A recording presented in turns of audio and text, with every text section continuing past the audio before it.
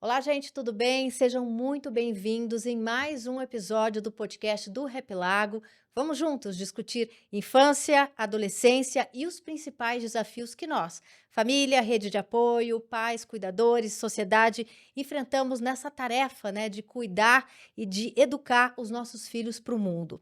O Rap Lago tem como essência o cuidar, e não só das pessoas, mas também do meio ambiente em que vivemos, e dessas relações que se constroem nesse dia a dia de contato com a natureza e também com o outro.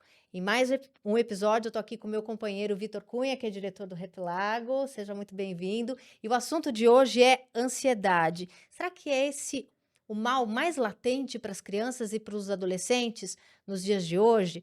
Para conversar com a gente sobre esse assunto, o Gustavo Stanislau, que é médico psiquiatra do Instituto Ame Sua Mente, e a pedagoga, psicopedagoga e escritora Alcione Marques. Sejam muito bem-vindos, é um prazer recebê-los aqui. Quero fazer essa pergunta aí do roteiro para vocês, A ansiedade é esse grande mal que está ali no horizonte, que preocupa pais, mães, escolas. Como é que você vê essa questão, Gustavo? Pois é, eu acredito que sim, eu acho que ela é um grande problema. As pessoas estão muito preocupadas e a gente vai falar hoje algumas vezes sobre isso. A ansiedade é um fenômeno que tem a ver com um estado de alerta associado com uma preocupação excessiva. E a gente vê pais, crianças, adolescentes muito preocupados. E esse fenômeno acaba fazendo com que a pessoa acabe não conseguindo desempenhar coisas que ela poderia desempenhar, né? Então, a gente vê crianças muito inseguras para fazer coisas que elas poderiam fazer, inseguras ao se conectar com as outras pessoas, ao desenvolver uma habilidade. Então, a ansiedade acaba sendo um fator que emperra uma série de processos que seriam super fundamentais para a criança e para o adolescente. Alcione, como é que você vê essa questão da ansiedade ali na sua prática? Eh, tem um dado preocupante, né, em 2024, o registro de reclamações, de eventos de ansiedade para crianças superou a de adultos, né. Isso preocupa bastante, né, porque a gente associa a questão da ansiedade muito mais a quando a gente está mais velho, tem que lidar com coisas mais complexas, né. Então, quando vem um dado desse, a gente precisa realmente se preocupar e pensar, o que que a gente pode fazer, o que está acontecendo e como é que a gente pode contribuir para que isso diminua. Eh Tem uma série de questões contextuais, né, o contexto ele tem colaborado para que, as pessoas fiquem mais ansiosas e, obviamente, as crianças e os adolescentes fiquem mais ansiosos, e isso se reflete, em todos os espaços onde as crianças estão, na família, nos lugares onde elas frequentam, na escola, né, e a gente pensar de que forma que a gente pode contribuir para que eles, né, criem esses Uhum. recursos para lidar melhor com a ansiedade é algo fundamental. E quando a gente fala em ansiedade, a gente está falando do quê? Perfeito. Sintomas físicos? Perfeito, perfeito. Bom, acho legal a gente partir desse ponto assim, porque é um fenômeno tão mal empregado. A palavra ansiedade ela é super mal empregada assim no dia a dia da gente.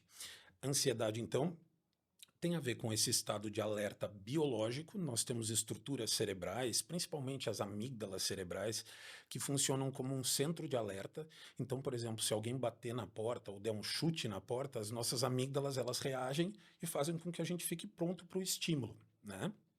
Bom, a partir do momento que esse alerta é um pouco mais intenso, a gente começa a se preocupar mais com os estímulos que estão acontecendo. E aqui a gente começa a desenvolver um pouco mais de sintomas, vamos dizer assim. Pessoas com transtorno de ansiedade, elas têm um alerta mais intenso para a maioria das coisas, fazendo com que ela se preocupe com antecipação em relação às coisas e ela comece a fazer um comportamento clássico da ansiedade, que é a esquiva das coisas. Então, um dos prejuízos mais comuns na ansiedade é a insegurança em relação às coisas e a criança, o adolescente, o adulto deixar de fazer coisas que gostaria de fazer porque está preocupado, ter produtividade menor porque está mais inseguro e não consegue executar as coisas como deveria executar. Então, a ansiedade é isso, está sempre associada com preocupação e um estado de alerta, muitas vezes levando a uma esquiva. Aqui eu queria fazer uma ressalva, por exemplo, é bastante comum que as pessoas achem que qualquer pessoa que esteja agitada, por exemplo, aquela pessoa balançando a perna, aquela criança que não para quieta, e a gente usa o termo ansiedade. É sempre interessante associar a ansiedade com preocupação. Às vezes essa criança que está se movimentando bastante, ela está feliz e brincando, às vezes essa criança é um pouco mais agitada e tal, mas se essa criança não está preocupada, se essa criança não está fazendo movimentos de esquiva, ela possivelmente não está ansiosa.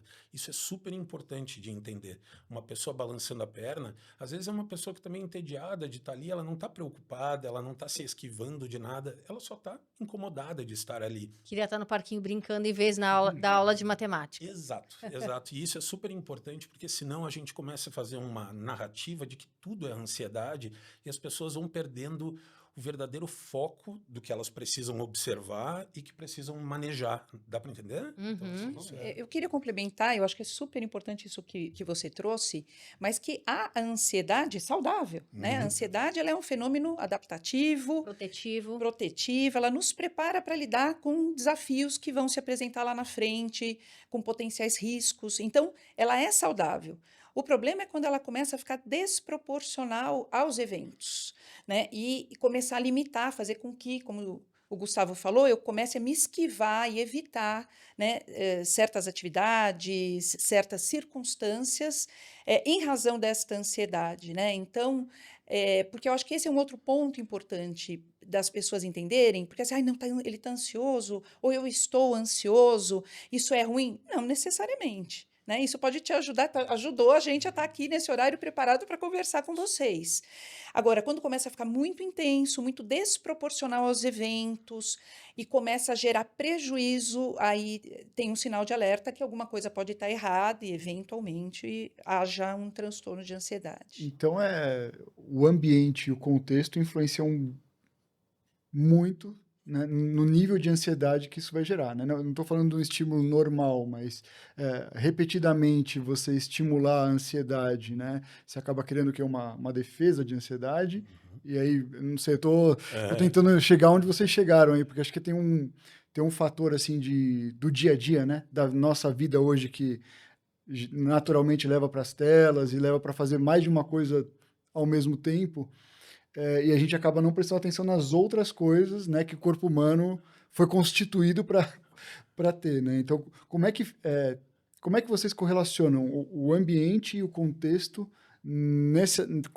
principalmente a ansiedade, assim, qual que é a correlação que tem? Eu acho que é bem interessante o que você trouxe, porque, assim, evidentemente que o ambiente ele pode ter estímulos mais ansiogênicos, ou que geram mais ansiedade, né? E eu acho que, assim, a gente vive hoje num contexto sociocultural que tem várias coisas que contribuem para isso, né? Então, assim, os efeitos da pandemia, né, têm se mostrado, na verdade, mais sérios, né, do que se imaginava, né, após esses 5 anos, né, de pandemia, ou 4 anos que a parte pior dela passou.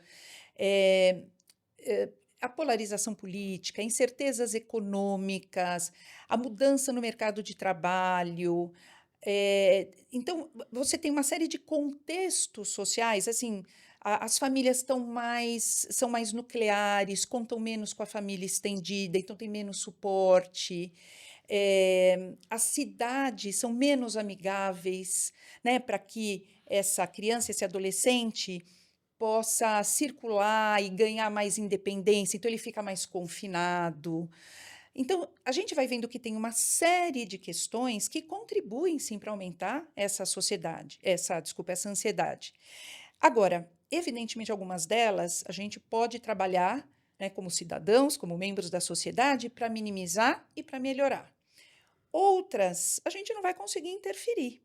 E aí é importante ajudar essa criança e esse adolescente a desenvolver recursos internos para lidar com essas demandas, com esse contexto, porque a gente não vai conseguir deixar, né, Gustavo, o contexto de uma forma que ele não tenha mais todos esses estímulos. Então, até um certo tanto, talvez eu consiga interferir no contexto, mas eu tenho que também ter um outro foco, como é que eu desenvolvo os recursos dessas crianças para lidar com essas situações. E essa ansiedade, ela é por algo que essa criança veja como uma possibilidade real, ou às vezes são coisas que nem vão acontecer e aquela criança e aquele jovem está preocupado? Isso é bem importante também, para a gente classificar a ansiedade como uma ansiedade prejudicial ou patológica. É bastante comum que as pessoas tenham a tendência a apresentar preocupações sobre coisas que não vão acontecer.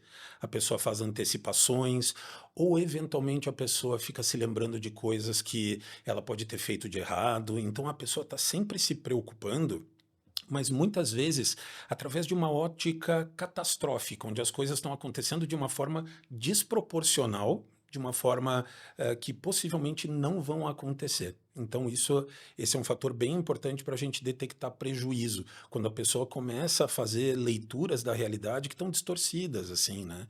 Ter uma impressão, por exemplo, de que se eu vou fazer uma apresentação de um trabalho, eu vou passar mal na frente das pessoas, de que se eu for numa festa, as pessoas não vão dar, nenhuma pessoa vai dar atenção para mim e eu posso passar mal ali dentro, né? Então, a gente tem esse fator, a distorção da realidade, como um fator importante para a gente detectar prejuízo, assim. Mas ela pode se preocupar com coisas reais, por exemplo. Às vezes questões de adultos, que os jovens não deveriam se preocupar, por exemplo. Perfeito. Esse é um critério para a gente identificar a ansiedade em crianças, ter preocupações de adultos. Aquela criança, por exemplo, que entra no carro e fica preocupada com a quantidade de gasolina que tem para chegar de um lugar ao outro. Aquela criança que fica se preocupando demais com as finanças da família. Será que a gente vai ter dinheiro para pagar as contas e tal? Vejam, essa preocupação pode ser uma preocupação razoável a partir de uma determinada idade, mas eventualmente a gente vê casos onde a criança nitidamente ela está se preocupando de uma forma muito diferente da forma de outras crianças. A gente está falando muito de distorção, mas tem um outro fator que eu acho importante de lembrar, que é a frequência com que ela pensa em determinadas coisas, né? Então, às vezes não é que ela esteja distorcendo muito uma situação, mas ela está pensando demais sobre uma questão. Por exemplo, ela teve uma discussão com um amigo na escola e ela volta para casa e não consegue dormir direito pensando naquilo e acorda pensando naquilo. A intensidade aqui, ela acaba denotando o prejuízo nesse caso. Uhum. É interessante, né, o que vocês falam, porque observando assim a evolução humana, a gente vai 10, 20 anos, não sei se eu estou ficando muito velho, mas acho que 10, 20 anos atrás, a gente conseguia, os eventos de inovação previam 20 anos para frente, né? Tanto que a gente brincava, né, dos Jetsons, né?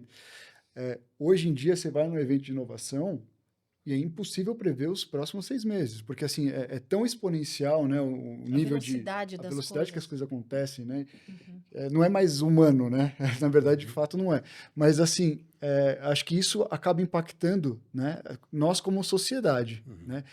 E talvez vá para o elo mais frágil, que sejam as crianças que não estão totalmente constituídas aí de uma caixinha de ferramentas que eles consigam lidar com isso. A gente mesmo, né, se vê o índice de ansiedade em adultos e tudo mais.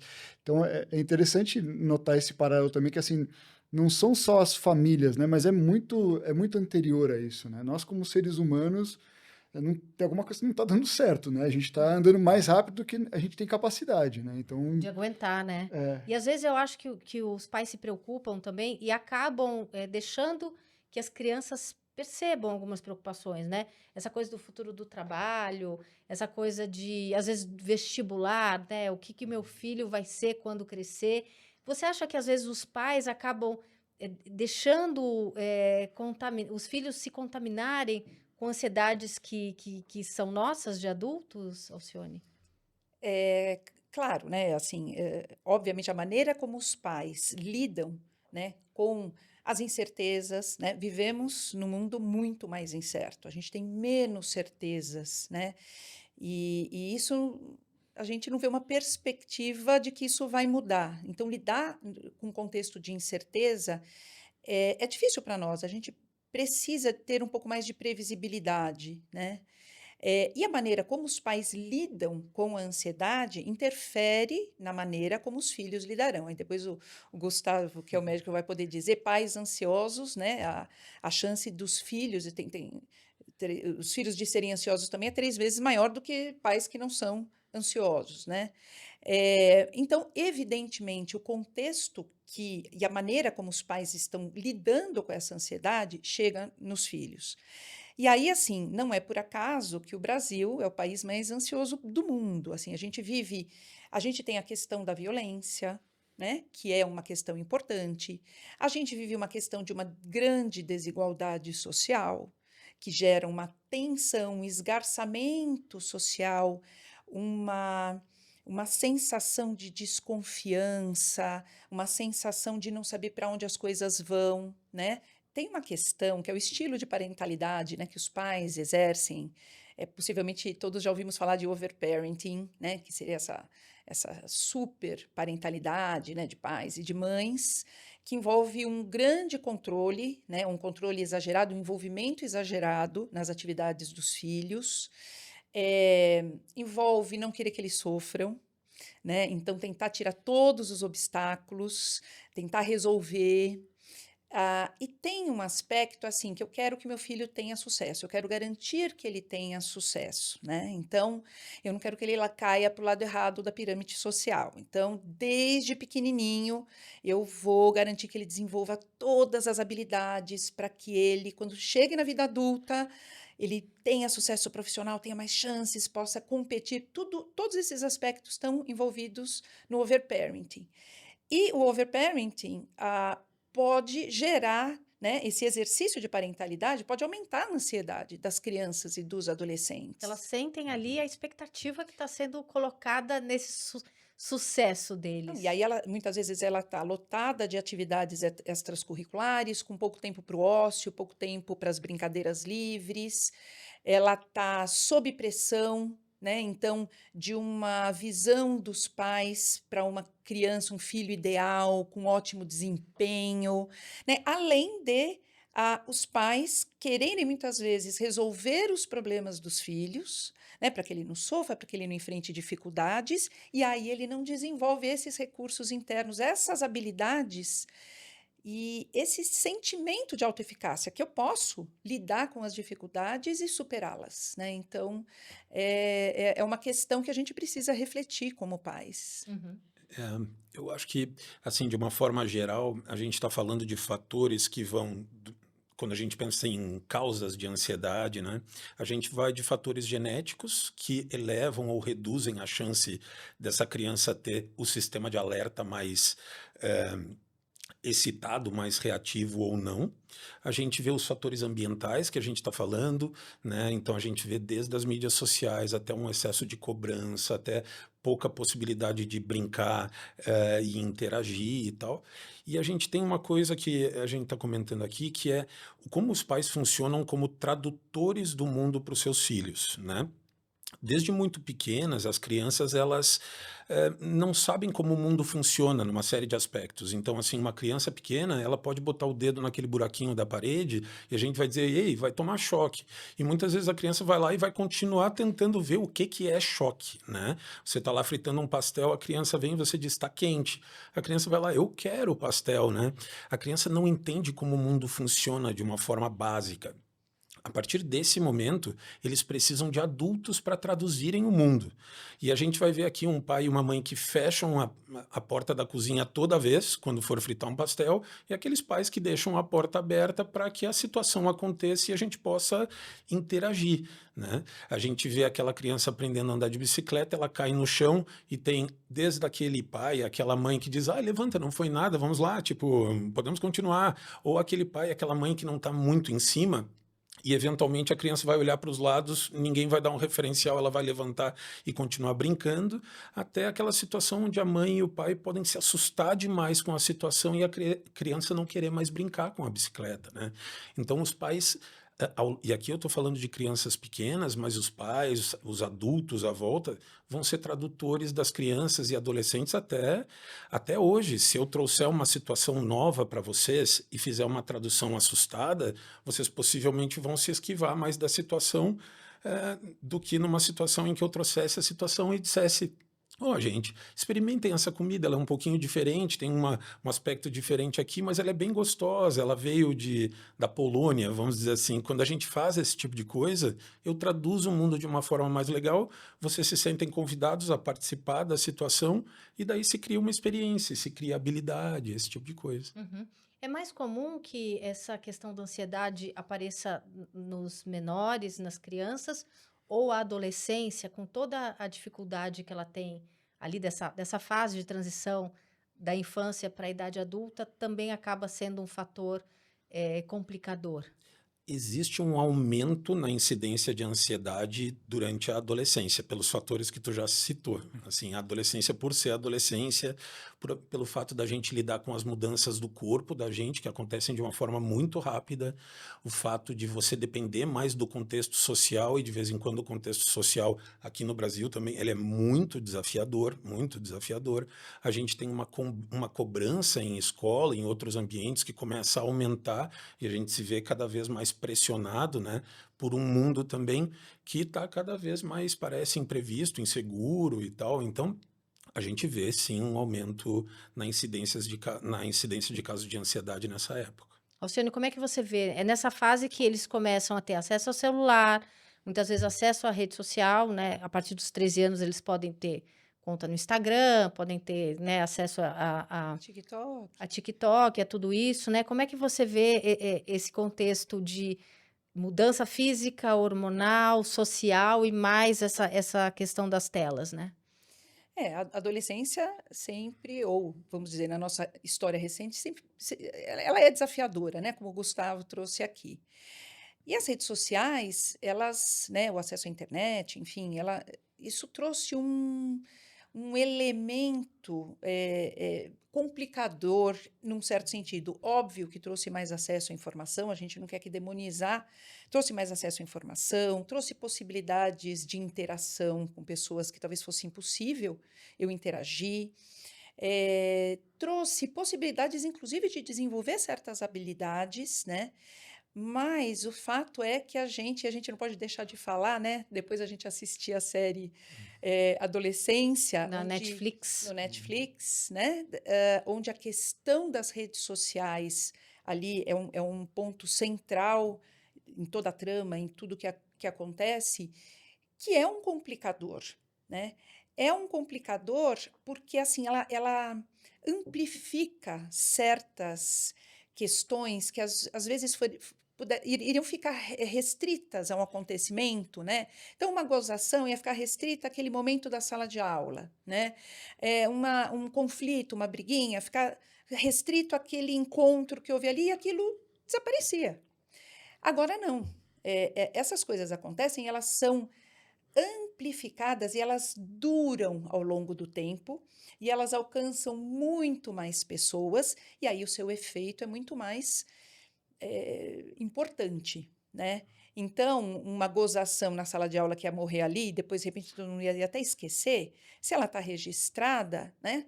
E aí mais pessoas viram, mais os colegas viram, e outra sala Curtiram, viu, engajaram, curtiram. comentaram. Compartilhar. Exatamente, exatamente. Você tem um efeito disto, né? Que é muito mais devastador. Muito mais devastador, né?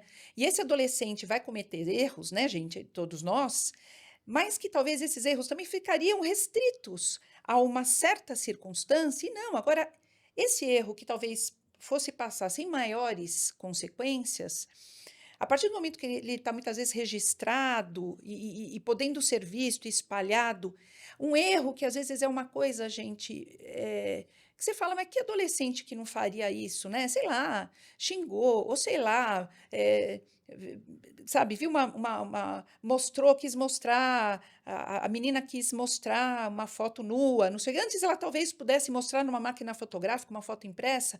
Não, agora isso alcança uma dimensão e que pode destruir a vida desse adolescente, né? Então, assim, e com repercussões muito sérias. Pois é. Então, esse é um desafio maior, né, Pois Gustavo? e pensar que ela cria também um cenário que não é visto pelos adultos, né? Se cria uma realidade paralela, onde a gente não tem o olhar de um adulto, o olhar de outras pessoas que possam dizer, opa, tô achando isso meio esquisito, isso está indo por um caminho esquisito ou coisa do tipo. E eu acho que esse é um dos grandes desafios da gente, assim, o quanto a gente vai ter que falar sobre privacidade nesse mundo que se cria, assim, né? E eu acho que aqui a gente tem bastante gente que se inflama e tal, porque a gente vai ter que falar sobre quebra de privacidade para proteger algumas pessoas que estão se envolvendo em situações que poderiam ser facilmente, eventualmente, né, facilmente evitadas se a gente tivesse um olhar. Quando a gente fala de quebra de privacidade, privacidade é uma coisa que os adolescentes demandam muito, né? Uhum. Mas eles não são maduros para ter algumas coisas fora do olhar dos pais, né? Qual que é Uhum. a medida? Pois é, a medida ela é bem complicada e eu acho que ela varia muito de adolescente para adolescente, mas uma coisa que eu sempre ficaria alerta, assim, seria hã, quando a pessoa fica muito tempo num cenário sem a gente aparecer para ver como é que as coisas estão. Eu estou querendo dizer aquele adolescente que, como na série, o adolescente ele passava muito tempo dentro do quarto. Os pais acreditavam que eles estavam seguros lá. Até pouco tempo atrás tinha bastante gente jogando o tempo inteiro. Isso mudou um pouco nos últimos anos. Isso é uma coisa que me veio agora. Era muito comum nesses últimos anos o pessoal jogando demais. Daí a gente foi para um outro cenário onde eles gostam de assistir outras pessoas jogando também. Até hoje em dia isso não é tão assim, é uma coisa diferente. Então, uma coisa que eu ficaria sempre alerta, assim, seria quando a criança ou adolescente está muito tempo seguido no mesmo cenário. Isso é importante por vários aspectos. Quando uma pessoa está muito tempo dentro, mergulhada num cenário, ela fica mais imersa naquela realidade e ela começa a acreditar mais no que está se falando ali, ela começa a se Perde a guiar, referência, né? perde a referência de fora. Se a gente tem quebras disso, ele volta e meia, ele, opa, volta para a realidade, as referências são diferentes e tal. Então, essa dica eu acho uma dica importante, mais legal do que a gente falar uma quantidade de horas que é Uhum. possível ou não. Isso também funciona para jogos. Quando uma pessoa joga por muito tempo seguido, a habilidade dela tende a aumentar muito e ela tende a ficar mais imersa no jogo. E isso, ao mesmo tempo, faz com que ela se afaste do desenvolvimento de habilidades de outras coisas que poderiam ser legais. Então, a criança fica cada vez mais mergulhada ali. Quando a gente faz fracionamentos desse horário, a criança, de tempos em tempos, ela tem que parar. Quando estava ganhando aquela habilidade, ela fica mais num terreno um pouco mais razoável, né? Então, isso tende a funcionar bem. E uma outra coisa que eu queria citar rapidinho, que eu acho importante, é o quanto as mídias sociais fazem crianças e adolescentes acreditarem que é fácil ter sucesso na vida, que é fácil se dar bem na vida. Ser feliz, né? Eu estou aqui com o telefone na mão, as mídias sociais são ótimas em afunilar histórias de sucesso, histórias atípicas, e jogar na minha mesa como se elas fossem verdadeiras, como se elas fossem comuns, né? Eu estou vendo a história de um menino na Austrália que desenvolveu um aplicativo X e ficou milionário. Eu estou vendo a história de uma menina que subiu e cantou uma música com uma popstar famosa e tal. Eu recebo isso em casa e começo a acreditar, pô, essas coisas são viáveis, são possíveis. E daí eu chego e digo assim, olha, eu quero aprender a tocar violão porque eu quero tocar guitarra. Eu vi um menino que subiu no palco do Foo Fighters e tocou com eles e tal, e daí o menino chega, passa 2, 3, 4 aulas, começa a dizer, não vou conseguir tocar esse negócio, eu não consegui nem tocar o Parabéns a Você ainda. O que eles produzem parece tão pequeno perto das histórias de sucesso que eles veem na internet que tudo é muito pouco. É tudo. Então, assim, eles começam e param, eles querem com muita força ficarem ricos e fazerem sucesso muito cedo. E a gente sabe que a gente está vivendo uma realidade onde isso não é viável, isso não é tão simples E assim. aí eles não se sentem suficientes. E daí a gente tem uma insegurança em relação ao futuro, uma necessidade enorme de mostrar uma coisa que você não está conseguindo mostrar. E uma intolerância que a Alcione trouxe, assim, uma intolerância a errar, a se frustrar, a fazer uma coisa e não dar muito certo, assim, sabe? Isso é uma coisa que apareceu na série que eu achei interessante. Os meninos se frustrando, por exemplo, num jogo de futebol, e nem os pais conseguindo lidar bem com a frustração do filho, assim, né? Eu acho que isso é uma coisa muito importante. A gente tem que recuperar o valor do erro, né? E poder brincar em cima disso e aprender com os erros e não se cobrar tanto, assim. Uma outra coisa, já que vocês trouxeram essa questão da série da adolescência da Netflix, essa questão do pertencimento, né? O que a gente vê ali, essa busca que a gente sabe que os adolescentes têm por pertencer a algum grupo. Para alguns é mais fácil, aqueles que gostam de esporte, muitas vezes, né? Encontram ali a turma. outros gostam de coisas que não são tão populares e começam a querer ser aceitos em outros grupos, né? Começam a entrar nesses grupos de internet radicalizados, né? Principalmente aqueles que não se consideram bonitos o suficiente para que uma menina goste dele. Mesmo que essa percepção seja completamente errônea, como no caso da série, né? O menino não se acha bonito e você olha e fala, nossa, que menino lindo. Qual que é o risco que essa questão desses grupos né, a gente fala de dark web, a gente fala desses grupos de incels mesmo, né, que se juntam, que odeiam mulheres, como é que eles estão recebendo e radicalizando muitas vezes esses adolescentes que não pertencem a outros grupos? Esse é um tema bastante sério, assim, e esse foi um dos motivos que eu fiquei muito feliz quando saiu essa série, porque eu tenho acompanhado a questão de radicalização e extremismo entre jovens. Tem uma pesquisadora da Bahia, Michele Prado, que ela vem publicando uma série de coisas e vem se falando, porque assim, de 2000 para cá, acho que foi em 2000, 2001, o primeiro ataque em escolas por jovens, né? Vamos lembrar, o mais velho desses jovens com 25 anos, o mais novo com 12, fazendo um ataque que, enfim, contra a vida de outros jovens ou de outras pessoas. Acho que o primeiro no Brasil foi documentado em 2000 ou 2001. Tem em torno, acho que, de 60 ataques que aconteceram até agora, mas 80% deles nos últimos 5 anos. Ou seja, um crescimento, né? E a grande maioria destes ataques, aquele dramático de Suzano, que a gente acompanhou em 2019, está relacionado a jovens que foram radicalizados ou cooptados ou influenciados por grupos na internet, tá? Só que uma coisa que é preocupante é que antes isso estava na dark web, não era tão fácil de acessar, e agora sim, se você entrar e você der uma pesquisadinha, você acha. Então, assim, tá escancarado, né? E a gente vive um problema das big techs que estão tirando o seu papel, né, a sua responsabilidade na questão da moderação dos conteúdos, Da segurança, da né? segurança e da supervisão daquilo que está sendo colocado ali. Você tem casos de jovens que você tinha assim, no começo eram adultos maliciosos que se passavam por jovens e radicalizavam jovens, agora você já tem jovens radicalizados radicalizando outros jovens, então há uma liderança, uma coisa muito difusa, e aí tem-se de tudo. É um fenômeno mundial, está presente em muitos países, e no Brasil parecia uma coisa distante, mas não está. Não está, vem crescendo, e é algo que a gente precisa falar a respeito, né? Então, e desta forma, por meio do diálogo, por meio de acompanhar o que os meninos e as meninas estão fazendo, acompanhar, como o Gustavo falou, está muito tempo ali dentro, está muito tempo naquele mesmo, precisa entender o que está acontecendo, porque é algo muito sério, e é isso, é este lugar de pertencimento que aquele que não encontra, aí a gente falou, né, assim, num ambiente que é mais, né, onde ele fica mais confinado em casa, ele só tem a escola, e de repente na escola, antigamente tinha os vizinhos da rua, tinha o clube, né, tinha a casa dos primos, né, hoje isso tá, né, essa vida mais comunitária nas grandes cidades, ela está muito mais limitada por N razões, né, por N fatores. Então, ele acha nesses grupos, muitas vezes, esse local de acolhimento, de pertencimento e de validação dos seus sentimentos de frustração, né?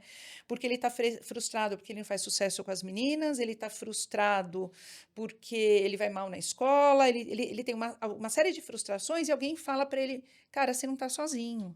É isso mesmo, e olha, as mulheres são manipuladoras, elas são, né, elas querem, né, causar, nunca vão ser sinceras com você e vão gerando aí ódios e ódios contra minorias, não é só misoginia, né? Você tem ódios contra, então você culpabiliza os problemas que aquele jovem está vivendo por conta de tal população, tal etnia, tal grupo.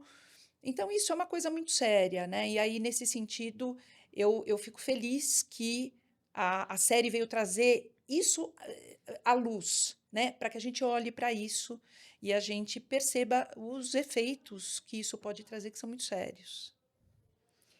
Gustavo, quando que é a hora de buscar ajuda profissional, né?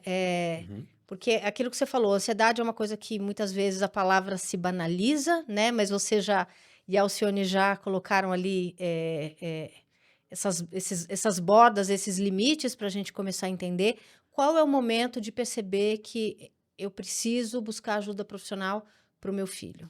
Tá. Tem 3 fatores assim que eu levaria em consideração. Um seria a intensidade da ansiedade, e lembrando do conceito que a gente debateu, a ansiedade é um estado de alerta com preocupação, com esquiva.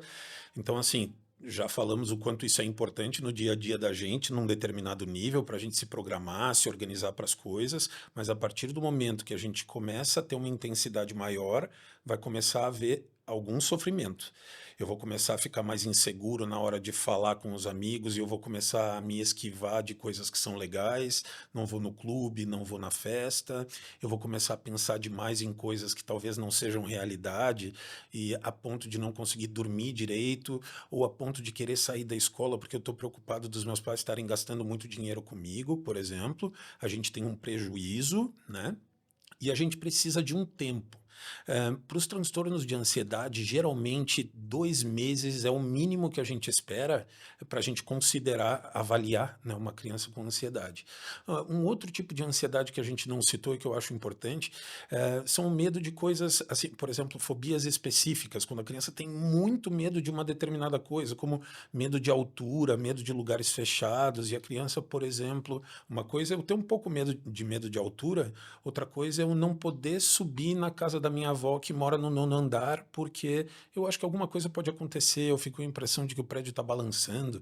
Então, eu acho que esse exemplo é interessante para a gente ver que tipo de prejuízo a gente está falando quando a gente fala de ansiedade. E sempre é importante lembrar que nesse tipo de caso, assim, buscar uma psicóloga ou um psicólogo é o primeiro passo a se dar, antes de pensar em psiquiatria. Na verdade, casos leves e moderados de ansiedade são tratados com psicoterapia.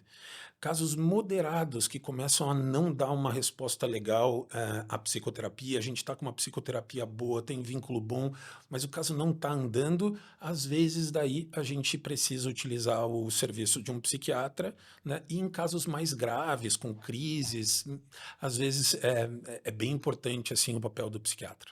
E junto com a ansiedade, pode ter outra questão de saúde mental associada, uma depressão, por exemplo? É bastante comum. Na verdade, os estudos longitudinais que acompanham as pessoas desde pequenas, muitas vezes, assim por muitos anos, mostram que sintomas de ansiedade, ao longo do tempo, vão minando a autoestima da pessoa e vão se transformando em aspectos depressivos. E na adultez, então, é bastante comum que pessoas ansiosas também tenham quadros depressivos associados. Isso acontece, né, tipo, de acordo com a idade, às vezes um pouco mais cedo, um pouco mais tarde, mas geralmente uma pessoa muito ansiosa que está sofrendo muito há bastante tempo, ela começa a apresentar, né, uma autoestima mais baixa, uma perspectiva de futuro mais negativa, e isso pode ser uma depressão. Alcione, qual que é o papel da escola nesse diagnóstico? Na série também a gente vê uma escola muito omissa ali em perceber várias coisas que estão acontecendo com aqueles jovens, né? E a escola é o lugar onde muitas vezes os jovens passam a maior parte do tempo, né? Qual que é o papel da escola para identificar e muitas vezes até alertar a família que alguma coisa está acontecendo? Esse é um ponto muito importante, né? E assim, eu acho que assim, o contexto, da mesma forma que o contexto social como um todo muda, o contexto escolar vai mudando também, né? As questões sociais chegam na escola, né? Eu estava vendo um estudo do PISA, né, que foi publicado em 2022, né, que eles fazem sobre desempenho escolar, mas também sobre a relação com a escola, né? No ano 2000, 8%, né, dos estudantes com 15 anos sentiam solidão. Em 2022, isso triplicou, 26%. Né? Em cada 20 estudantes no ano 2000 se sentia excluído ou esquisito. Em 2022, 4, quadriplicou. Né? No ano 2000, mais de 90% dos estudantes sentiam que eles poderiam fazer facilmente amigos na escola. No ano de 2022, isso caiu para menos 70%. Né? Então, alguma coisa está, né, acontecendo na nossa sociedade que está fazendo com que essas crianças e esses adolescentes estejam mais solitários, né? E aí são uma série de fatores, alguns deles eu citei aqui. Então, a escola ela é fundamental para algumas coisas, né, relacionadas especificamente à ansiedade, mas a outras questões, né, de saúde mental, porque ela é um espaço privilegiado de promoção e de prevenção da saúde mental, né? Então, ela pode justamente ajudar essas crianças e esses adolescentes a desenvolverem essas habilidades, esses recursos para lidar com a vida, para lidar com os desafios, né? E ser um espaço de acolhimento, de pertencimento, e isso tem que ser intencional. Não adianta a escola falar, não, tá, a gente quer ser um lugar acolhedor, bacana. Quais são? Eu tenho que planejar, a escola precisa planejar ações intencionalmente, né? Ela pode, assim, desde uma coisa simples, que é, por exemplo, ter regras claras. Uma escola, a gente está falando que a ansiedade também tem muito a ver com uma coisa da imprevisibilidade, eu não sei o que vai acontecer. As escolas têm regimento escolar, né? Muitas vezes isso é um papel que fica lá, que nem os professores sabem exatamente o que tem naquilo, né? E primeiro que esse regimento tem que, de fato, refletir as regras e os objetivos da escola, pedagógicos, de convivência, né? E é isso, ela serve também muito para balizar, tem um monte de gente diferente lá dentro, como é que a gente vai conviver todo mundo junto, né? Então, ter clareza com as famílias e com as crianças e os adolescentes de como é que a gente espera, como é que funciona aqui, como é que a gente espera que você se comporte, quais são as regras, né? Quais são as consequências se você não cumprir a regra. Aí a pessoa fala, não, mas eles já sabem. Não, gente, não sabem. Os contextos que os estudantes vêm são muito, muito diferentes. Essa clareza de regras, que é uma coisa super simples, né, é extremamente importante.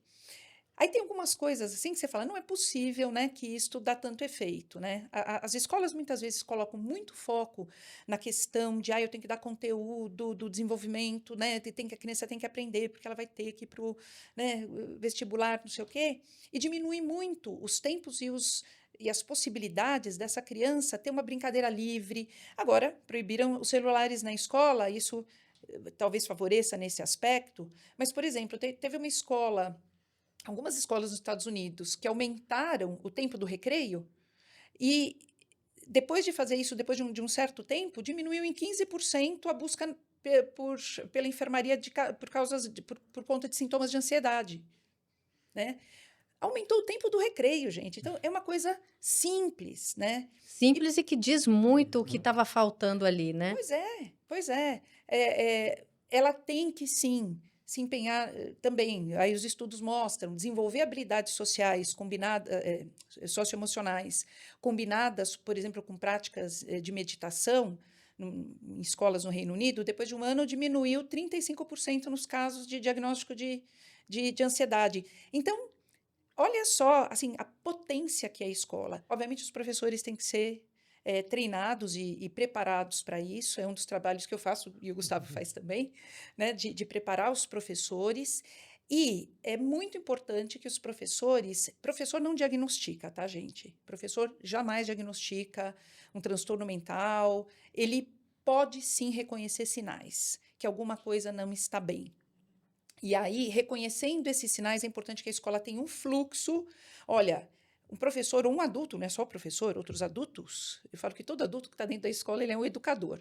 Ele identificou que tem alguma coisa que parece que não está indo bem com aquele menino ou com aquela menina, ele tem que saber o que ele faz, a quem ele procura, a quem ele reporta, porque às vezes ele percebeu, como a gente vê na série, né? A gente vê na série, tem um menino tem uma cena que o menino está sofrendo bullying, o professor vem, dá uma bronca no outro menino e morre ali, né?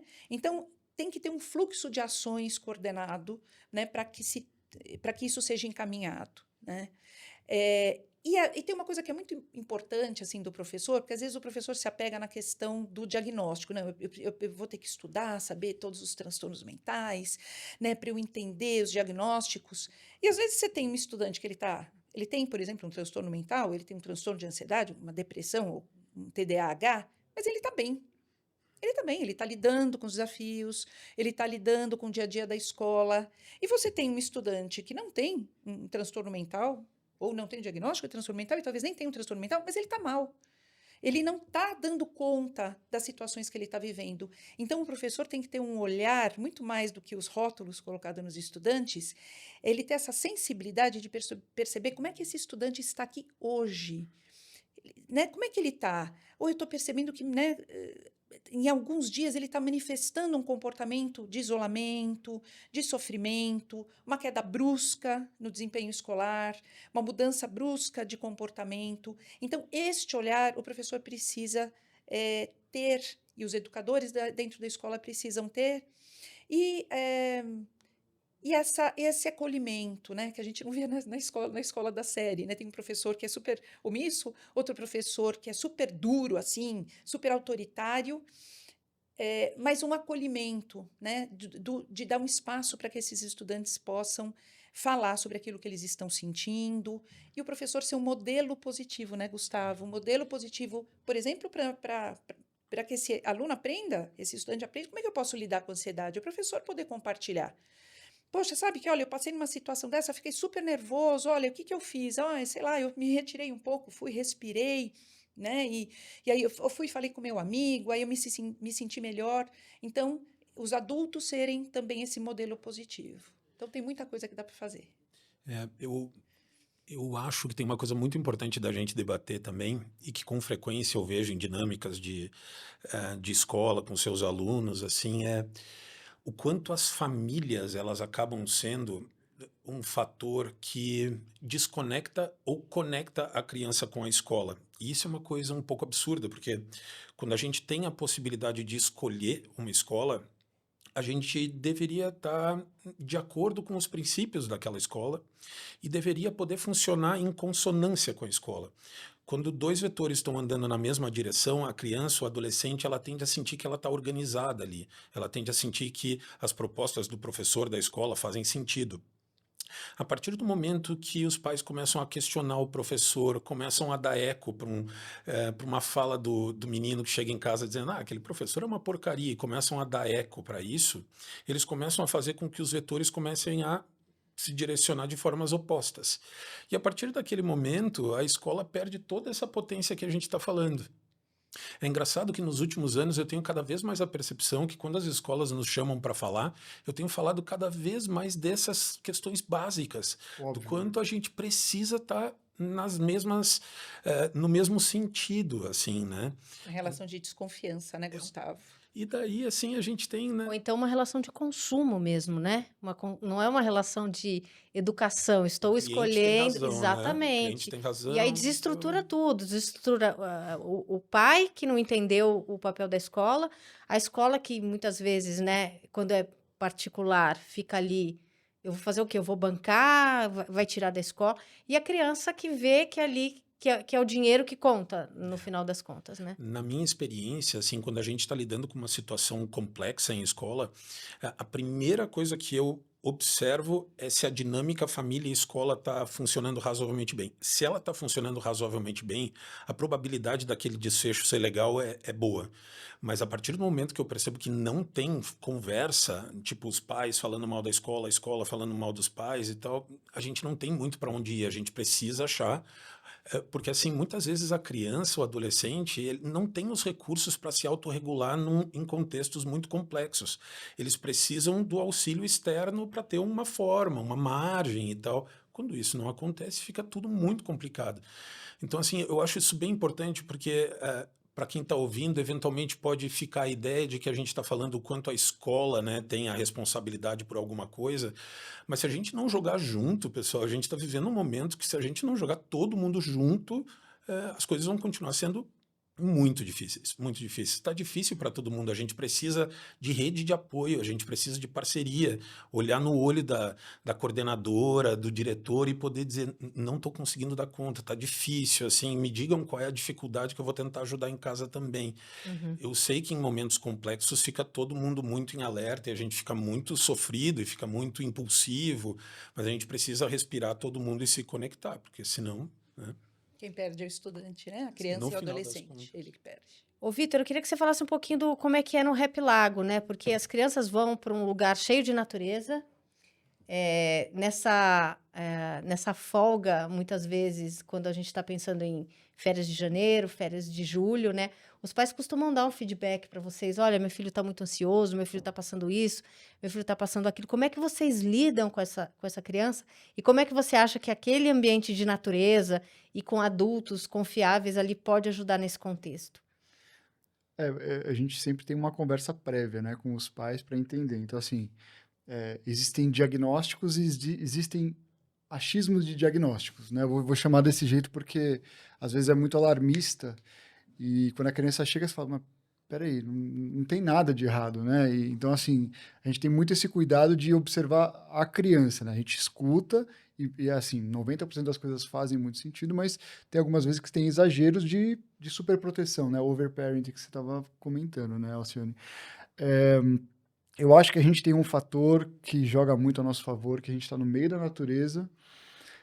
Então, contexto da criança, né? O ponto de vista dela, ela chega, tem diversos adultos, todos super legais, né? E super meal friendly. Então, assim, já tem uma brincadeira rolando ali, o espaço é bonito, todo mundo te ouve, a gente abaixa para conversar com as crianças, para olhar no olho dela, para ela se sentir ouvida.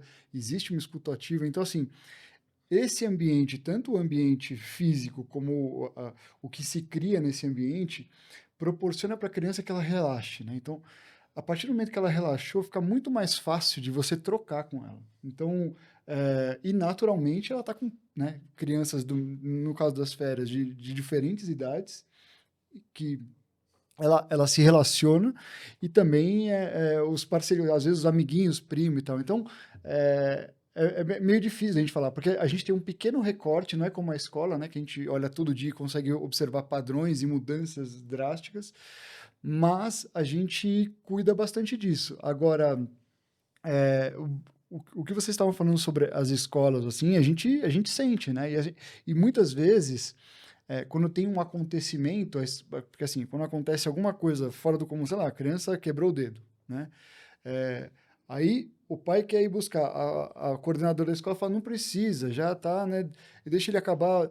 Assim, e aí você vê o conflito se armando ali, e exatamente por esse ponto que você colocou, cara. Porque, assim, acho que não tem não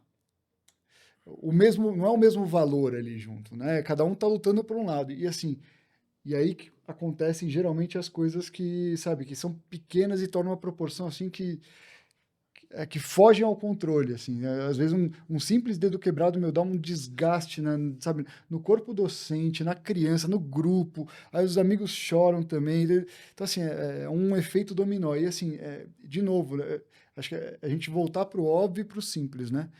Escutar. Assim, as crianças têm tanto para falar, e se você souber escutar elas, né? Fica tão mais fácil de você responder, ou então dar o estímulo que ela precisa para conseguir chegar até onde ela está querendo. Então, eu não sei, acho que eu respondi, né? Mas assim, a gente tem um ambiente que proporciona muito mais essa troca, né? E a gente também não tem esse recorte, né, do ano todo, né? A gente vai pegando frações. Mas tem duas coisas que eu acho importante, eu queria ouvir de vocês, que é a brincadeira e a natureza, né? O quanto a brincadeira e a natureza entram nesse, vou colocar aspas, nesse tratamento, né?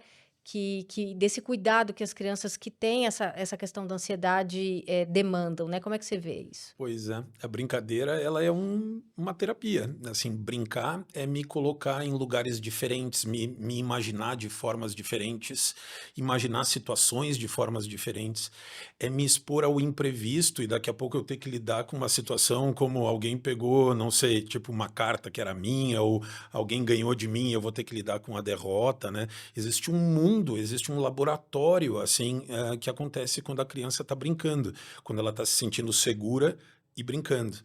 Então, assim, isso desenvolve a autonomia. Na verdade, existem grandes pensadores justificando que boa parte da ansiedade que a gente tem hoje em dia com as crianças está associada ao fato delas não estarem brincando livremente, né? E podendo se expor a isso tudo. Como é que você vê isso, Alcione? Às vezes nem na escola eles conseguem brincar, né? Porque parece que tudo é mais importante Direcionado, né? do que brincar, do que o recreio, né? Não, e aí a gente lembra, né, que uma das coisas que diferencia os mamíferos, né, quando no processo de evolução, um dos comportamentos que muda com o surgimento dos mamíferos é o brincar. Porque brincando, os mais velhos ensinam os mais novos como lidar, como se tornar adultos, né? Então, a brincadeira é uma coisa visceral para a gente, né? Como seres humanos, né? E é isso que o Gustavo falou, né? Cria uma série de oportunidades para ter que lidar com a frustração, para ter que lidar com a comunicação. Ele tem que se comunicar, ele tem que fazer acordos, né? Ele vai ter que se autorregular, né? Porque ele está, de repente, num jogo ali, está morrendo de raiva, ou está com vontade de chorar, ou está com vontade de ir lá bater no coleguinha, ele fala, e aí ele tem que se autorregular.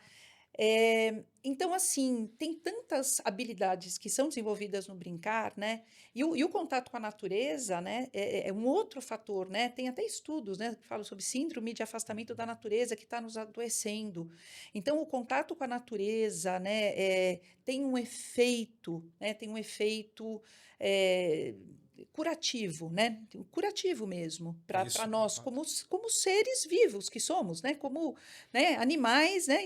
Embora a gente ache que não seja, nós Que somos. depende Então, da natureza, né? que Acho depende que da cortou esse natureza. vínculo. Então, assim, isso está sendo considerado muitas vezes como algo menos importante, algo que pode ser deixado de lado, né? Algo que não precisa, né? Não, na dúvida, tira o tempo do É brincar. supérfluo, É né? supérfluo, e não é, né, gente? E assim, e tá tudo mostrando pra gente que a gente vai ter que rever alguns pontos em relação a isso, né? Se a gente quiser tomar um pouco do controle de novo, né, para que as coisas entrem, não serão como antes, mas para que as coisas entrem um pouco nos eixos. Tem uma coisa interessante na natureza que quando a gente está em contato com a luz do sol, com o vento que está batendo e com a temperatura do ambiente, isso nos conecta muito com o momento presente, né? Se a gente sair agora na rua e a gente ficar num ambiente, né, próximo da natureza, a gente vai conseguir saber mais ou menos que horas são, a gente sabe mais ou menos aonde a gente está, a gente se conecta muito com aqui e com agora,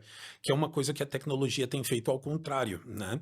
Eu tô aqui com você, se eu vejo o telefone de alguém piscando ou coisas do tipo, eu começo a me desconectar. Eu tô aqui, mas estou em outros lugares ao mesmo tempo. Eu me lembro do meu telefone, será que alguém me mandou mensagem? Alguma coisa do tipo.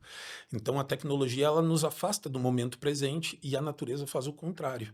Quando eu fecho um pouquinho o olho e presto atenção assim aonde eu estou pisando, se eu tiver de pé descalço, quando eu começo a perceber a temperatura, eu sei que horas são e tal, eu estou aqui no momento presente. E isso a gente só sente quando a gente se expõe a esse tipo de coisa. E eu acho que as pessoas não estão tendo a oportunidade de fazer isso.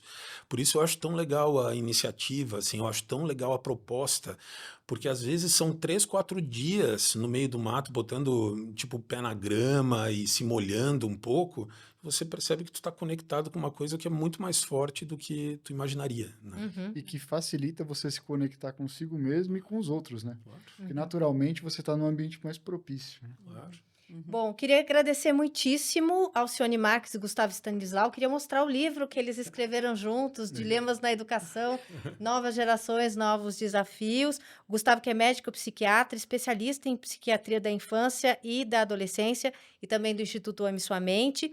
E a Alcione Marques, que é pedagoga, psicopedagoga, mestre em saúde e diretora da NeuroConnect.